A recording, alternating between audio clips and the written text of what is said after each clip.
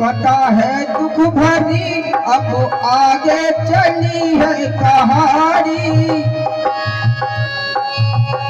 कथा दुख है भरी, कथा दुख है भरी अब आगे चली कथा तारा गाड़ी।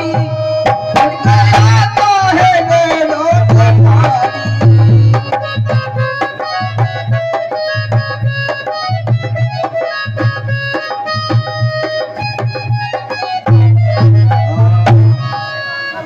भक्तों बहुत भरी कथा है। एक बारात दक्ष हुए और महाराज दक्ष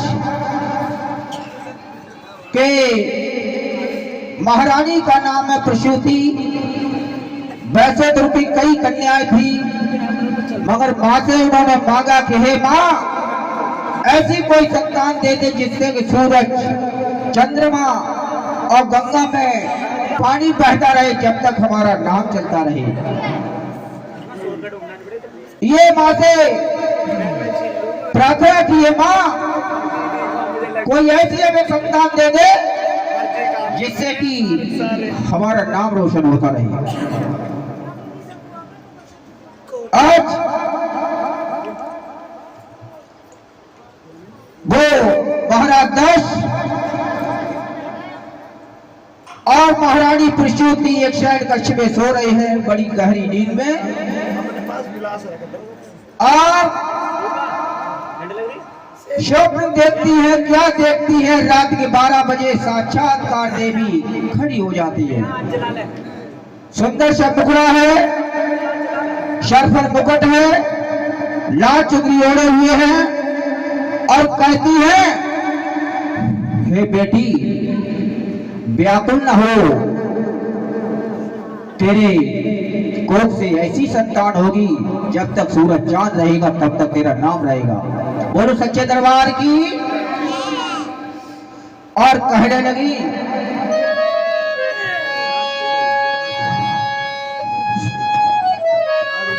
सुनो लली मैं कहूं भली अब खुशियां आने वाली है और तेरी कोख से ओ बेटी दो बिटियां आने वाली हैं। हे बेटी, मैं तुम्हारी भक्ति पर इतनी खुश हूं। तुमने एक वरदान मांगा था एक बेटी के लिए, आज हम 2 देने को तैयार हैं। आज मां ने ये स्वप्न में कहा, जब तक सूरज चांद रहेगा और बहेगी गंगा में धारा है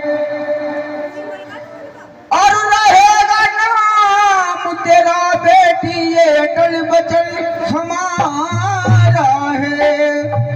कहते हैं ऐसी संतान होगी कि तुम्हारे और तुम्हारे दुनिया में नाम करेगी संतान। देखिए बेटा ही, संतान ही माँ बाप का नाम रोशन करती है, या तो वो डुबो देती है या रोशन नाम कर देती है। इसलिए बच्चों आपसे कहना चाहते हैं, ऐसा कार्य करना तुम्हारे प्रति माँ बाप के आंसू आंखों में नहीं आने चाहिए। दुनिया वाले अगर ऐसा व्यवहार रखना, दुनिया वाले देखें कि बेटा बेटी किसकी है, धन्य ऐसे माँ बाप ऐसे बच्चों को पाकर के। और पिता और माँ को भी ऐसा होना चाहिए, कोई कहे कि हाँ माता पिता हैं। बच्चों को, संतान को पैदा करना ही माँ बाप नहीं कहलाता, उनके कर्तव्य होते हैं। आज जो वरदान दिया 2 बेटियों के लिए, इधर महारानी पुष्पवती की आंखें खुलती हैं, उधर महारानी जो है अंतर्ध्यान हो जाती है बोलो सच्चे दरबार की, और चौंक जाती है अभी मैं क्या देख रही थी, यहां पर तो कुछ नहीं है। और बगल में लेटे हुए थे महाराज, जगाया। दक्ष महाराज कहने लगे महारानी तुम क्या नींद नहीं आ रही आधी रात पर? बोला मैंने स्वप्न देखा है। वो स्वप्न क्या है? तो स्वप्न का वृत्तांत सारा सुनाते हैं।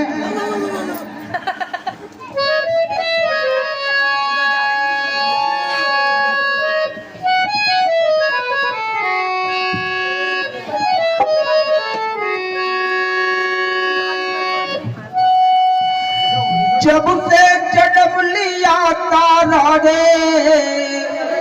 कमल, और कब से कहां से हम कहां पड़ गए, और किस्मत के मेरे ताले खोले गए।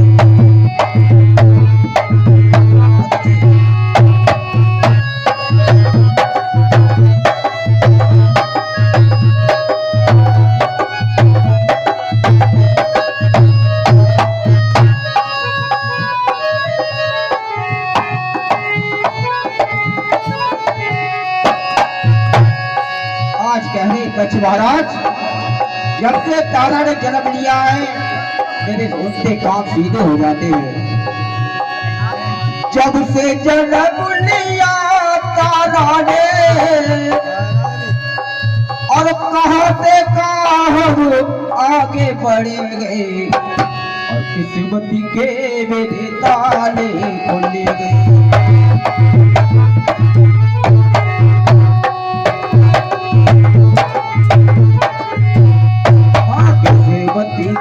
मेरे ताले खोले गए, सेवती के मेरे ताले खोले गए। वो सच्चे दरबार की आज इतने खुश है महाराज दक्ष और पुष्पवती। कहती जब से तारा ने जन्म लिया है तो तार दिया हुआ। तारा का मतलब होता तारने वाली, उठाने वाली, घर को चलाने वाली। ये नहीं किसी को उठे हुए को गिराओ, किसी गिरे हुए को उठाओ तो तुम्हारी मान्यता है। आग में बैठा हो आज उठे हुए को गिराते हैं, टांग काटने में लगे हुए, खींचने में लगे हुए। ऐसा नहीं होना चाहिए, मानव को नहीं करना चाहिए। तारा 3 वर्ष की हो गई और वरदान के मुताबिक एक बेटी ने और जन्म लिया। उस बेटी का नाम रखा गया लुकमन। अब 2 बेटी हो जाती है, लुकमन और तारा। लुकमन और तारा ये इंद्रधाम की अप्सरा थी और वो मृतलोक में भ्रमण करने आई थी। मृतलोक को देखने के लिए कैसे मानव रहता है। और जब लुकमन ने जन्म लिया, आज दोनों बहनें इतनी प्यार से रहती हैं और तुम क्या करते हो? भाई भाई लड़ते हो, जरा जरा सी बात पर भाई बहनें लड़ते हैं। ऐसे बच्चे नहीं करने हैं तुम्हें, ये काम नहीं करना है। किसी बच्चों को प्यार से रहना है, मिल बांट के खाना है, खुशी खुशी में जीवन उसी को कहते जो खुशी से गुजारता है, काटता है। रोते तो सभी रोना रोते हैं। और वो जो लुकमन और ये तारा ये कम नहीं है, सड़क पर चलने वाली है। और माता के चरणों में हमेशा लीन रहती है, जिस तरीके से महाराज दक्ष और शिवती रहती है। बिना माँ बाप की आज्ञा से कोई उल्लंघन नहीं करते, काम ऐसा नहीं करते जिससे कि जो है माँ बाप के दिल में चोट पहुंचे। एकादशी का व्रत किया तारा और रुक्मण ने। एक बार कहा, तारा ने बोला कि रुक्मण हाँ जाइए बाजार जाओ, व्रत तोड़ना है और कुछ फल ले आओ। तारा की आज्ञा पाकर के खुशी खुशी में एकदम रुक्मण जाती है बाजार, और बाजार में जैसे प्रवेश होती है तो नाना प्रकार की वस्तुएं मिलती हैं। तो क्या देखती है, फलों की दुकान पर तो नहीं पहुंच पाई, रास्ते में एक मांस की दुकान दिखाई पड़ जाती है। जैसे ये मछली के पकौड़े देखे हैं ना आपने, बेसन के लटके हुए होते हैं, और ना देखे तो बाजार में देख लेना। आज वो छोटी कन्या का मन मचल जाता है, धैर्य छूट जाता है, क्योंकि भूखी थी। और उसने क्या किया, दुकान पर जाती है, कहते अंकल जी हाँ ये मांस दे दीजिए। मैं क्या बनवा रहे हो? उसने मछली खा ली बोल दिया बनने और मछली खा करके आगे जाती है, फल फ्रूटों की जो दुकान होती है वहां जाते हैं, अंकल जी फल दे दीजिए। फल लाती है, बाजार में बहुत देर हो जाती है। तारा या महलों में बहुत ही परेशान है कि हमारी यार रुक्मण कहाँ रह गई, कहाँ भटक गई, पता नहीं आई क्यों नहीं है। अब जब देर हो जाती है इंतजार करते करते, तो चिंता होने लगती है। तारा महलों से चली है बाजार की तरफ, और बाजार से महलों की तरफ आती है घर लौट करके रुक्मण। रास्ते में मेल मिलाप होता है, दोनों मुस्कुराई और जो फल लाई थी तारा को दे दिया। तारा ने कहा रुक्मण तुम्हारा क्या है, तुम्हारा हिस्सा? तो रुक्मण झूठ नहीं बोली, बोला बहन मैं तो खा चुकी हूँ। क्या? मछली के पकौड़े। और कल पगली, मैंने तुझे कितना समझाया था कि कभी मांसाहार नहीं करोगे, क्योंकि जो शाकाहारी है मांसाहारी नहीं होते हैं। तूने बहुत अनर्थ कर दिया, तूने अपनी भक्ति को मिट्टी में मिला दिया। घर बनाओ, आग जल रही घर। अगर तूने ऐसा किया है तो मैं शराब देती हूँ, तो अब अगले जन्म में छपकड़ी बनेगी। देखिए,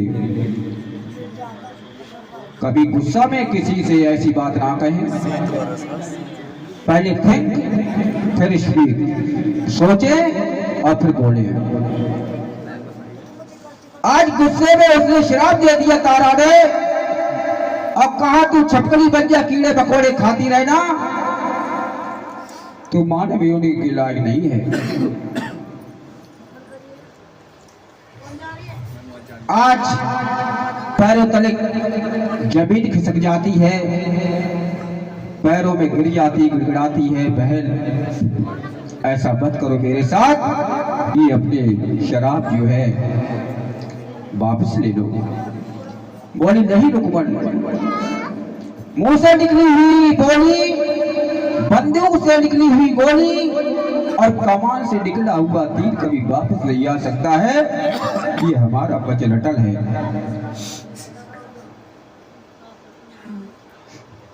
आज रुक्मण रोने लगती है और कहती है,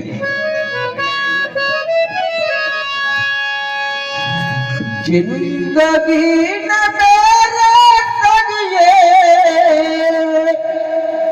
कैसा खेल खेला है।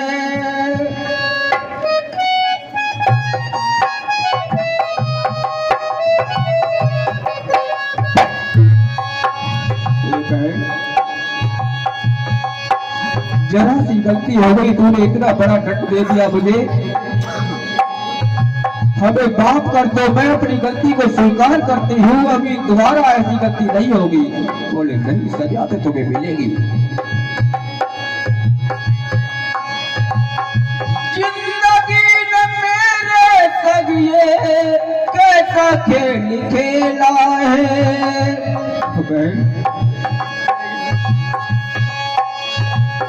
मेरी जिंदगी का बड़ा बढ़ गया झमेला है।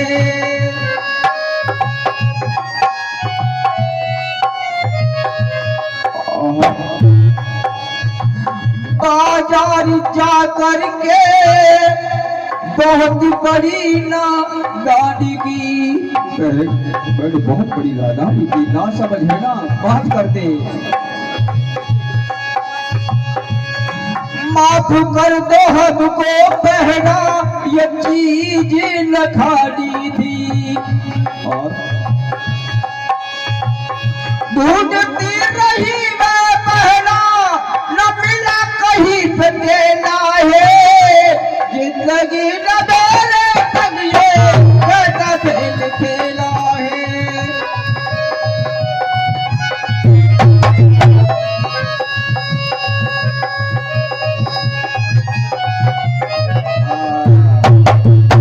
अब क्या हुआ बहन, माफ कर दो। अब माफ करने वाले बड़े होते हैं और गलतियां छोटे ही करते हैं, ध्यान रखना। गलती मानव से ही होती है, गलती एक नहीं करता, जानते कौन नहीं करता है? गलती भगवान कभी नहीं करता है। भगवान कभी गलती नहीं करता। एक मानव मूर्ख था और भगवान को अपशब्द कहने लगा और कहा, ये भगवान तू कुछ पढ़ा लिखा है, तुझे किसने भगवान बना दिया है? देखिए मनुष्य कह रहा है भगवान को, तू कुछ पढ़ा लिखा है, तुझे किसने भगवान बना दिया है? भगवान सामने खड़े हैं, बोले क्या हुआ, कोई गलती हो गई? अरे गलती बहुत बड़ी हो गई। इतने विशाल वृक्ष पर, आम के वृक्ष पर इतना सा फल और एक बेल इतनी नाजुक होती है, उस पर लौकी यानी कद्दू इतना लंबा। तो कुछ पढ़ा लिखा है कि नहीं? जबकि कहाँ है? जो बड़ी लौकी है बड़े पेड़ पर लगानी चाहिए थी और छोटा फल नाजुक बेल पर चढ़ानी चाहिए। यहाँ पे अच्छा खासा बैठा हुआ, ठंड लगना लग रही। भगवान ने मतलब हाथ में ठंडा लग रही, बाकी पूरे शरीर में ठंड लग रही। भगवान देखिए एकदम सजा नहीं देता है। भगवान चुप हो गए, बोले इसे समय पर बताएंगे, इसको जवाब देंगे। गलत मानव है या मैं हूँ? मानो बात नहीं। कई साले बीत जाती है इस बात को और वो मानव अपनी ससुराल जाता है। मई जून का महीना था, रास्ते में कुछ 4-5 वृक्ष थे आम के, उसमें आम लगे हुए थे। गर्मी पड़ी, धूप पड़ी हुई थी, चादरा बिछाया, उस पेड़ के नीचे सो जाता है, बिल्कुल चित मुंह पर, इतनी गहरी निंद्रा में सो जाता है। भगवान ने कहा अब सबक सिखाने का समय आ गया। भगवान ने क्या किया, हवा चलाई, एक आम तोड़ करके उसकी नाक में लगा जाके, और इतनी तेज उठा उसे तो 10-5 मिनट तो बेहोश हो गया। अब खड़े होकर कहने लगा, हे भगवान तू महान है, अगर यहाँ पर बड़ा कोई फल लगा देता तो आज मेरी जिंदगी खत्म थी। बहुत सोच समझ के तूने कार्य किया है, मैं गलत हूँ, तू सच है। बोलो सच्चे दरबार की। तो भगवान कभी गलत नहीं करता है, बहुत सोच समझ के दुनिया बनाई है। आज ये रुकमन कहने लगी, बहन गलती हो गई है, मुझे माफ कर दो।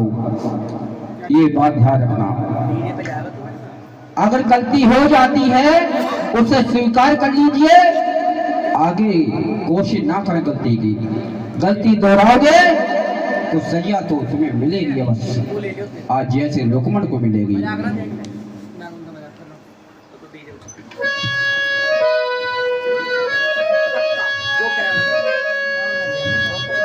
रुकमन अब अपनी बहन के आगे नहीं टकराए और मुक्ति का पूछने लगी, तारा से बोल पाए। अरे बहन, जब तूने हमें शराब नहीं दिया है छपकली बन जा, तो मुक्ति का कोई तो उपाय होगा। जिस स्विच से बल्ब ऑन होता है उसी से ऑफ होता है। आज तारा कहने लगी,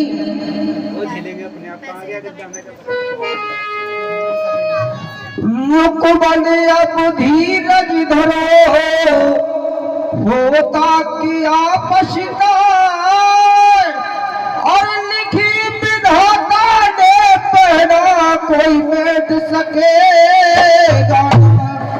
जो लिख दिया है कोई बैठ नहीं सकता।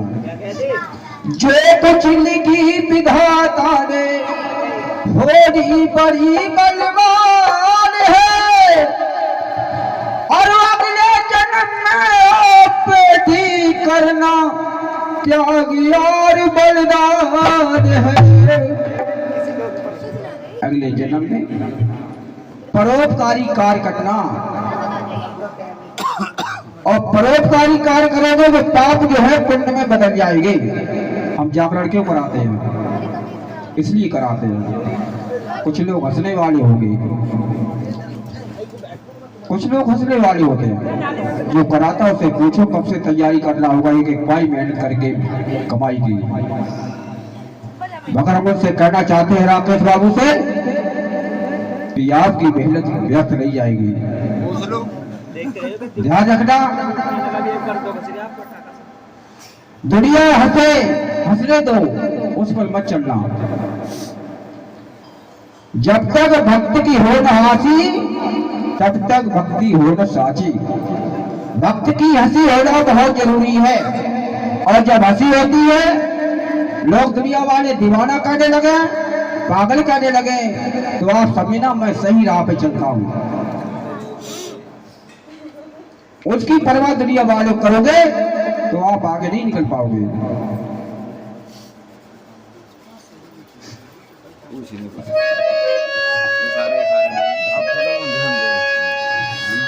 क्या खबर थी हमें कमल मांस खाने की, आज हमको सजा ऐसी दी जाएगी। क्या खबर थी हमें,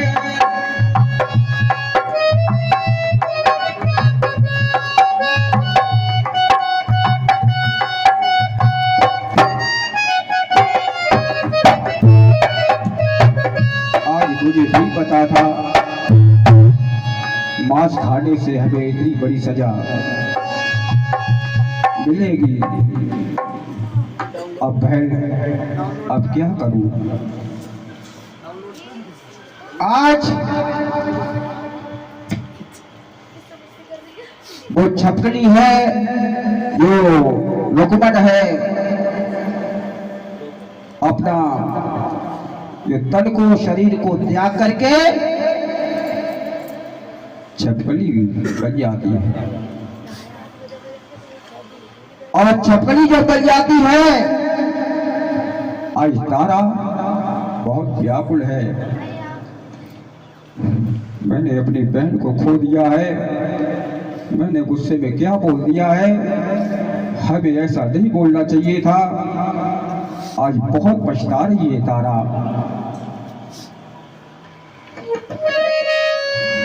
मैंने खोया है अपनी रुकमंड को, आग लग जाए इस जिंदगी को।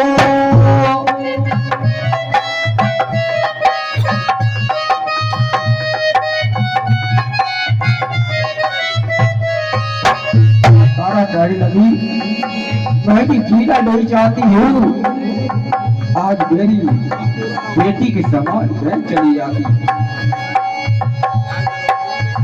मैंने खोया अपनी बहन को, आगे लग जाए इस जिंदगी को।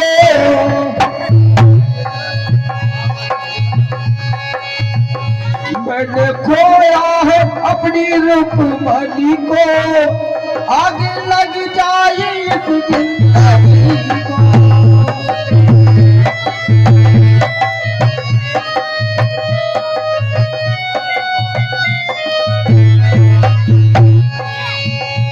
न सोचा न समझाया मन को, मैंने बिना सोचे समझे ये सब मुंह से निकाल दिए। दे दिया है शराब रुकमन को, मौत न आई इस पापीनी को। मौत न आई इस पापीनी को, आगे लग जाए इस जिंदगी।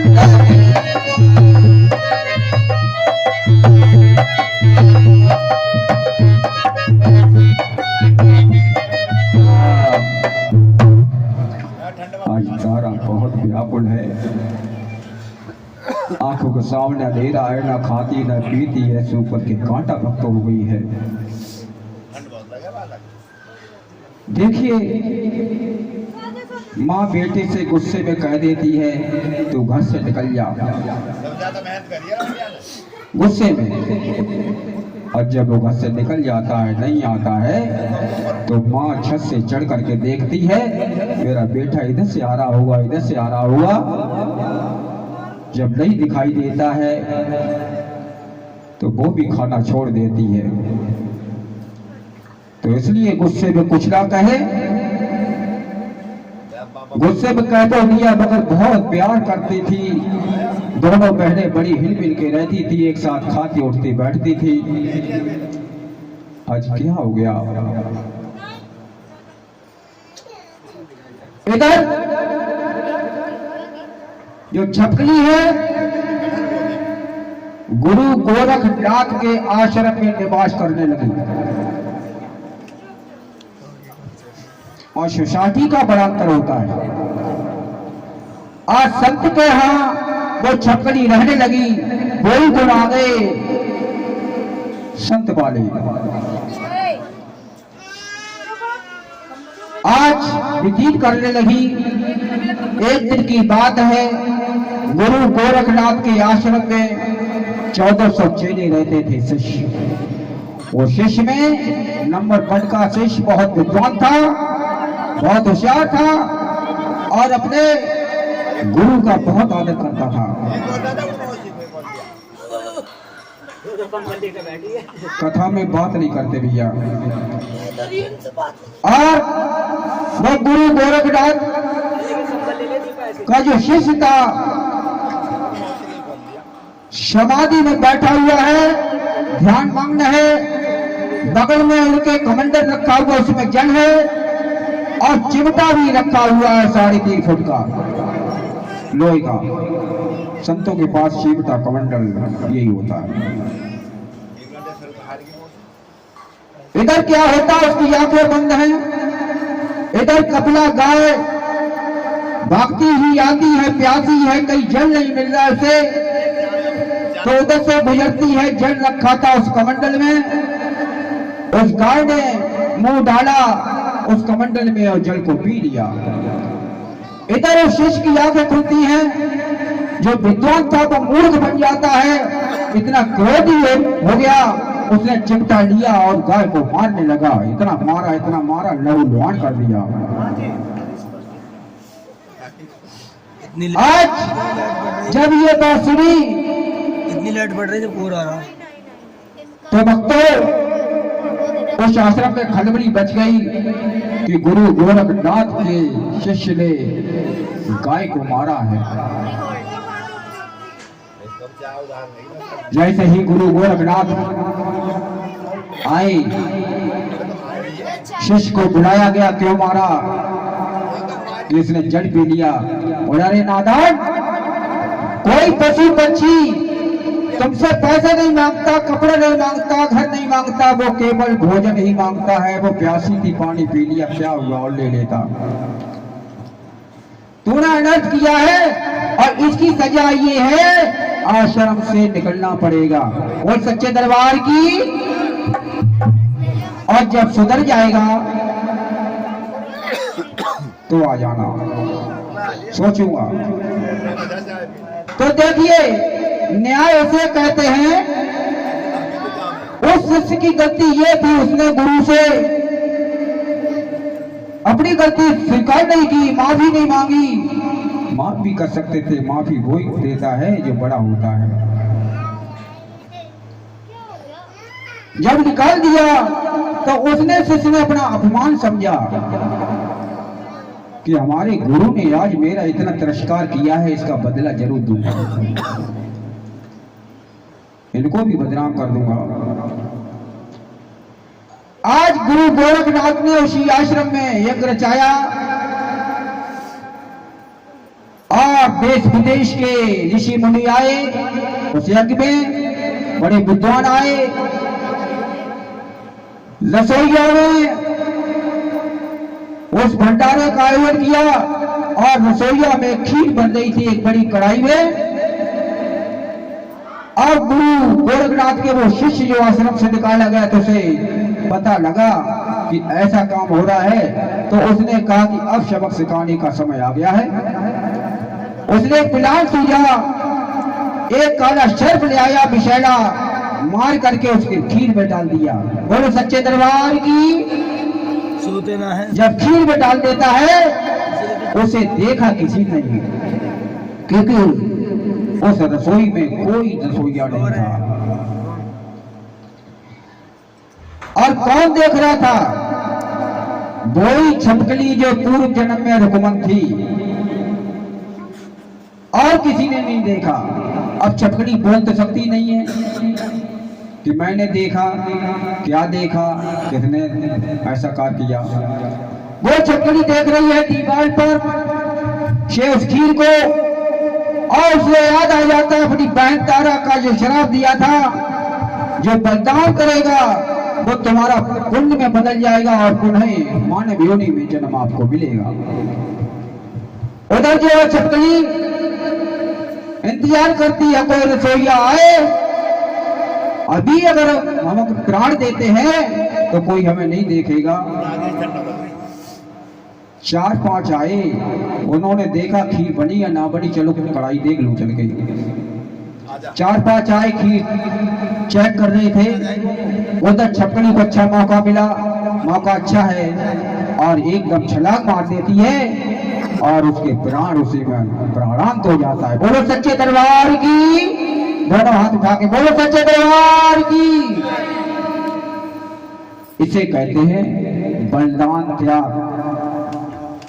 जो दूसरों के लिए जीते हैं, दूसरों के लिए मर जाते हैं, उसी का ही जीना होता है।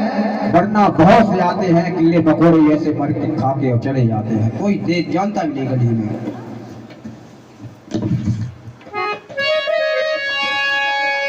कमल कामुन्ने की का जो कर गए हैं,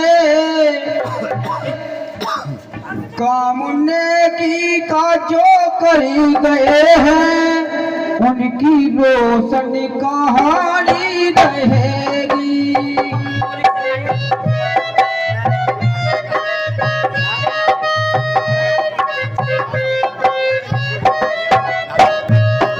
जो नेकी का अच्छा काम करते हैं, जब तक सूरज और चांद रहेगा नाम चमकता रहेगा। और काम नेकी का जो कर गए हैं, उनकी रोशन कहानी रहेगी। काम नेकी का जो कर गए हैं, उनकी रोशनी कहानी रहेगी।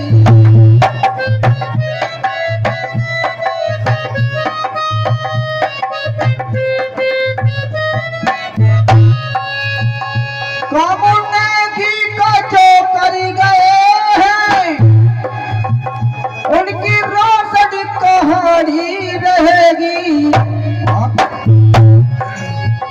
मोह संसारी का त्यागी कर, मोह संसारी का छोड़कर, जो लगाए चढ़ावे माँ के मन। शौकी सागर कर गए हैं, उनकी रोशनी कहानी रहेगी।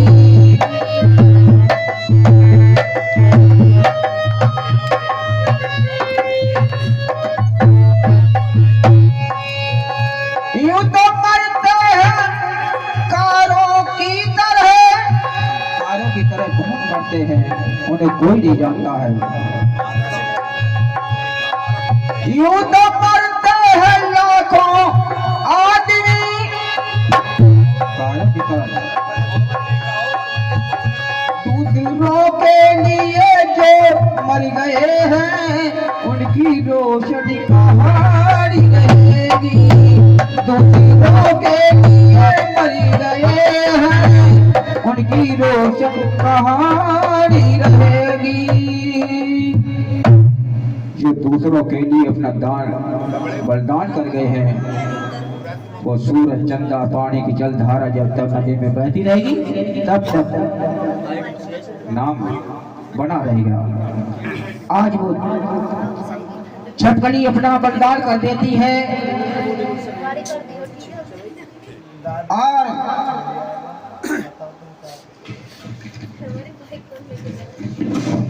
और पूरे आश्रम में खड़बड़ी मच जाती है। आज छपकली ने अलर्ट कर दिया। क्या हुआ कि कढ़ाई, खीर की कढ़ाई में कूद जाती है, पूरी खीर खराब करती है। तो वहाँ सभी लोग इकट्ठे हो जाते हैं, ऋषि मुनि। कोई अपशब्द कहता है, कोई गालियां देता है, भद्दी भद्दी नाना प्रकार की बातें करते हैं। इस छपकली ने तो बहुत गलत काम किया है। कुछ विद्वान कहने लगे, अब जो हुआ सुना, इस खीर को ले जाकर के गड्ढा खोद के गाड़ दिया जाए, ऊपर से मिट्टी से ढक दिया जाए, नहीं तो कोई पशु पक्षी खाएगा, अनर्थ हो जाएगा। ऐसा ही किया गया। खीर की कढ़ाई को ले जाते हैं, गड्ढे में डाला गया और क्या देखते हैं, तली में एक काला सर्प की हड्डियां दिखाई देती हैं। बोलो सच्चे दरबार की। चौंक जाते हैं वहां के विद्वान ऋषि मुनि और उनका मत बदल जाता है। कहते हैं छपकली को हम भला और बुरा कहते थे, छपकली ने तो हमारी जान बचाई है, किंतु दोष इस सर्प का है। आज सभी वो ऋषि मुनि वो जगत पिता परमेश्वर से ध्यान लगाते हैं, प्रार्थना करते हैं, हे जगत के पालनहार, इस छपकली को मानव योनि में दोबारा जन्म होना चाहिए। बोलो सच्चे दरबार की। देखिए दुआ और बदुआ यहाँ काम आती है। आज वो प्रार्थना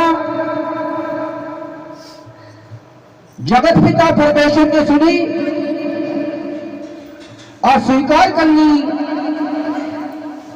और उस छपकली का जन्म कहाँ होता है? महाराज इस्पाश के यहाँ। महाराज इस्पाश एक बहुत ही ईमानदार शक्तिशाली कर्मठ महाराज थे और मां के चरणों में हमेशा लीन रहा करते थे, मां के भक्त थे। वो छपकली पुनः कन्या के रूप में जन्म लेती है और उसका नाम रखा जाता है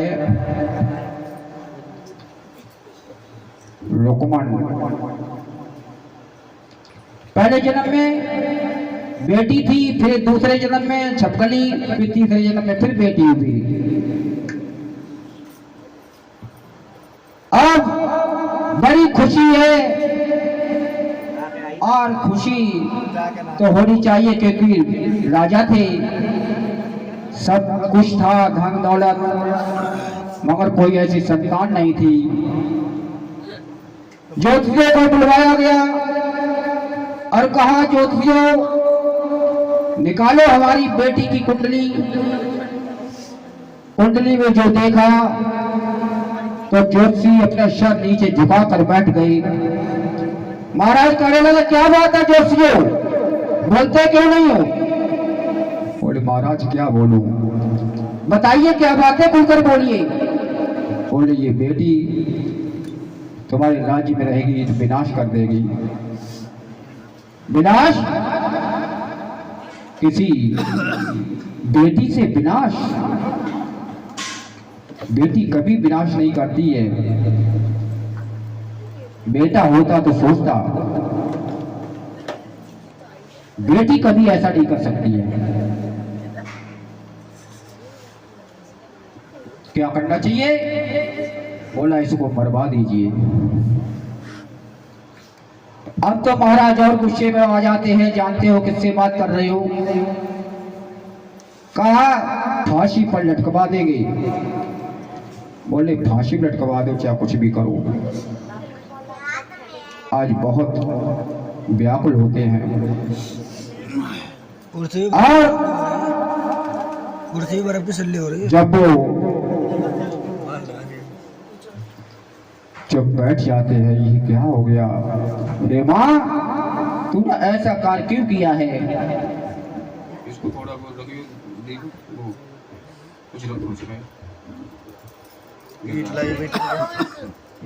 आज महाराज रोने लगे।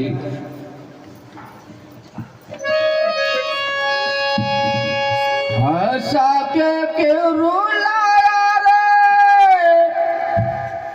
अम्बे रानी, अम्बे रानी।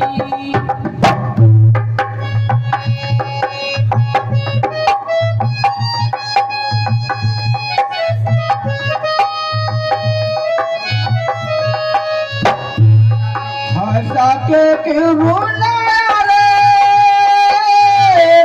अम्बे रानी, अम्बे रानी। अरे माँ, तूने दिया तो क्या दिया, इससे बढ़िया ना देती तो अच्छा था। कुछ समय के लिए तूने हंसाया फिर रुलाया, ये क्या तेरी माया है? अब क्या करना चाहिए? ज्योतिषियों ने फिर कहा, महाराज एक उपाय है। क्या है, जल्दी बताओ। बोला, ऐसा करो कि एक संदूक लाओ,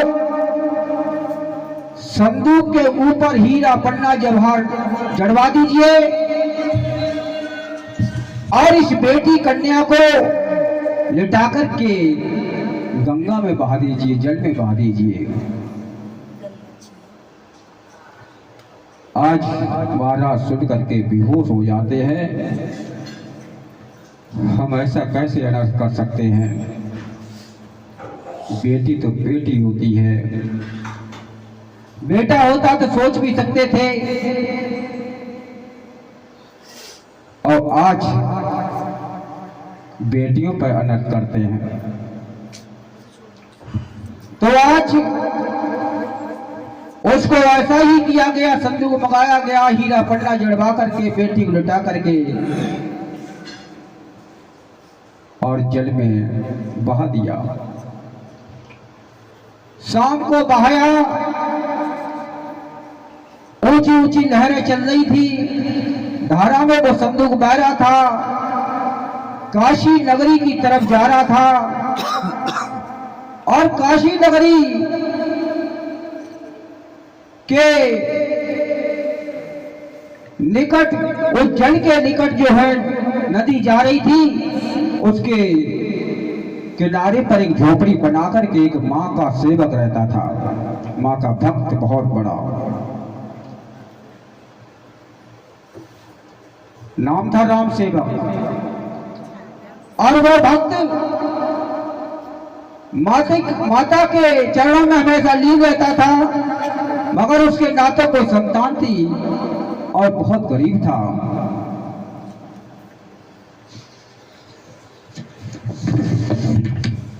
और कहता, मां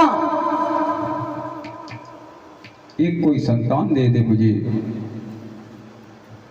तो आज देखिए किस्मत की खेल। आज वो राम सेवक लहरों में देखता है, वो संदूक को चमकीली चीज आ रही है, तो उस नदी में पानी बहुत था। उसने कहा कुछ भी हो, कोशिश करके निकाल के लाएंगे।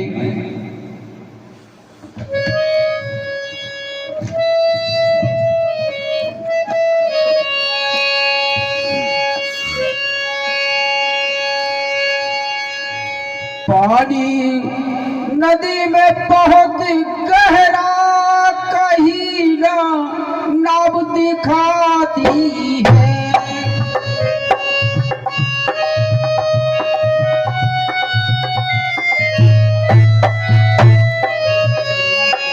पानी नदी में बहुत गहरा, कहीं ना नाव दिखाई है। जल में घुसी करके भक्तों,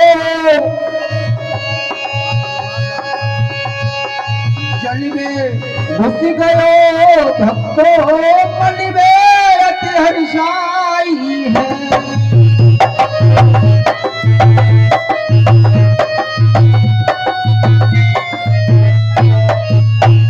उठाकर संदूक को भक्तों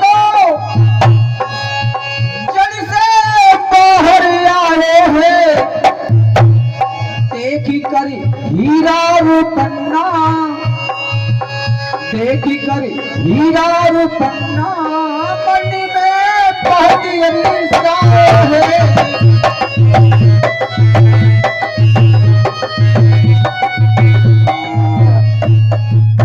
हीरा पन्ना की क्या वैल्यू वो जानता, वो नहीं जानता था ये कितने कीमती होते हैं, क्योंकि गरीब था, उसने कभी देखा ही नहीं। उसने तो वो जो संदूक जो है चमकीला चमकीला देखा, मगर उसकी कीमत पता नहीं थी उसे। कुछ जानकार आए, उन्होंने देखा रही ये तो बहुत कीमती है। और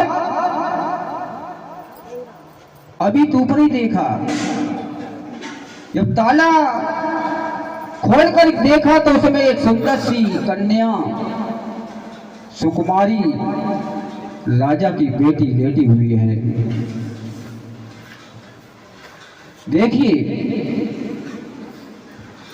उसने दो बनाए हैं, ऊपर नीचे, दाएं बाएं, आगे पीछे, पूरब पश्चिम, ठंडा गरम, मारने वाला जीवन देने वाला। आज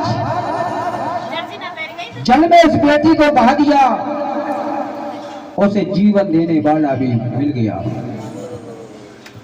आज बड़े खुश हैं और कहते हैं, मां तेरी लीला परंपार है, तूने दोनों हाथ में लड्डू दे दिए, एक हाथ में संतान दे दी, एक हाथ में धन दे दिया। अब तुझे क्या धन्यवाद दूं। बहुत खुश है और वो लाड़ प्यार से पालते हैं। और नाम प्यार से रखते हैं रुक्को। बोलो सच्चे दरबार की। जब रुक्को नाम रखते हैं क्योंकि गरीब घर में पैदा हुई थी ना, वो पहुंची जाके रुक्को। जब राजा क्या थी तो रुकमन। आज बड़े लाड़ और प्यार से पाला, जवान हो गई और उसका ब्याह कर दिया। काशी नगरी में जब महाराज हरिश्चंद्र का शासन चलता था, महाराज हरिश्चंद्र का शासन चलता था, वो क्षेत्र में शादी हो जाती है उस रुक्को की, और महाराज हरिश्चंद्र के महलों में लोगों की सास सेवका के रूप में कार्य करने जाती थी, झाड़ू पोछा लगाने के लिए। और महाराज हरिश्चंद्र की पत्नी का नाम जानते तारा, और तारा वही थी लोगों की बहन पूर्व जन्म की। एक वृक्ष की दो डाली, किस्मत जुदा जुदा, एक तो महारानी बनती है, एक सेवका बनती है। एक दिन की बात है, लोगों की सास बोली है लोगों की, हाँ आज मेरी तबीयत सही नहीं है, तुम मेरे बदले काम करने चली जाओ महलों में। खुशी खुशी में एकदम मुस्कुराती है और कहती है, माँ आज आराम करो, मैं जाती हूँ। बदले में कार्य करने के लिए जाती है, महलों में जैसे प्रवेश करती है, लोगों तो नहीं जानती है ये कौन है, मगर तारा पहचान लेती है, ये मेरी छोटी बहन है पूर्व जन्म की। तारा कहती है, आओ बैठो। तो जो रुक्को है शर्मा जाती है, कहती कहाँ महारानी, कहाँ मैं सेवका, मैं कैसे बैठ सकती हूँ। बोले नहीं, सारा वृत्तांत सुनाती है पूर्व जन्म का। तुमने ऐसे ऐसे कार्य किए, हमने शराब दिया, तुमने वो जन्म लिया, उससे मुक्ति पा करके इसमें आई। सारा वृत्तांत सुनाती है। तुम मेरी छोटी बहन हो, मैं तुम्हारी बड़ी हूं, परेशान ना हो। अब तो किस्मत की ताली खुल गई, देखी कहाँ मिले जाके। और एक दिन की बात है, रुक्को ने माँ से कहा, हे माँ एक कोई संतान दे दे। तो माँ के वरदान से एक बेटा हो जाता है रुक्को के। और कहा बेटा जब हो जाएगा तो मैं जागरण करवाऊंगी। अब बेटे के खुशी में जागरण कराना भूल गई, खुशियों में भूल ही जाते हैं। जब भूल गई, माँ ने याद करवाया, उस बेटे के शरीर में माता का रोग फैल जाता है। छोटी माता होती निकलती थी, छोटी माता बड़ी माता, बहुत परेशान हो जाती है, कई दवाई कराती है, नहीं सही होता है। तो रुक्को भाग कर जाती है अपनी बहन तारा के पास। तारा बहन देखो मेरे बेटे क्या हो गया। तारा समझ जाती है, कहा रुक्मन तुमने कुछ ऐसा तो नहीं कहा क्या, माँ के लिए कुछ बोला हो, याद करो। याद आया, कहा बैठ मैंने बोला तो है जागरण कराने के लिए। तो तारा ने कहा ठीक है, यही दवाई है, बेटा तुम्हारा ठीक हो जाएगा। माँ से कहो, प्रार्थना करो कि मेरा बेटा माँ ठीक कर दो, और मैं जागरण कराने को तैयार हूं। इतनी अर्जी दी, एक हफ्ता नहीं हुआ, वो बच्चा बिल्कुल ठीक हो जाता है। बोलो सच्चे दरबार की। और जब ठीक हो जाता है तो तारा कहती है अब तुम तैयारी करो जागरण की। इधर जागरण की तैयारी करते हैं विशाल। जाओ विशाल जाओ, तो सही जाओ, प्रसाद बटेगा। कहाँ विशाल? विशाल बाहर है। पंडित जी को बता दो ना, दे देंगे। पंडित जी को बता दो, रखा तो है।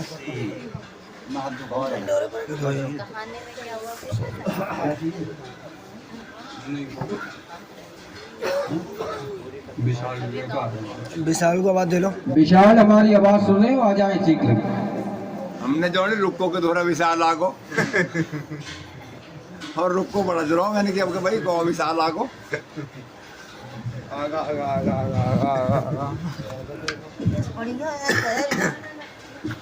तो छोटे के माता रे बड्डा आगो अब तो कहां परेशान अरे किन्ना करवाई चाहते हो आ रहे हैं, हाथ धोने आ रहे हैं। अब लुकमान जागरण की तैयारी करती आ हैं। रहे हैं।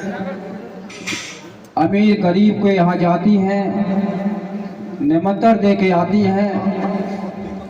और जब गिरजा ने सुना कि महारानी तारा भी आती हैं तो जागरण में बहुत बड़ी भीड़ होती है।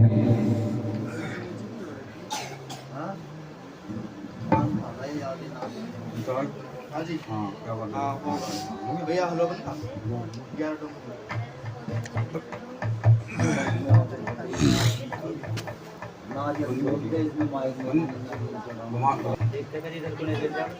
घुमाना बच्चे और उसमें दो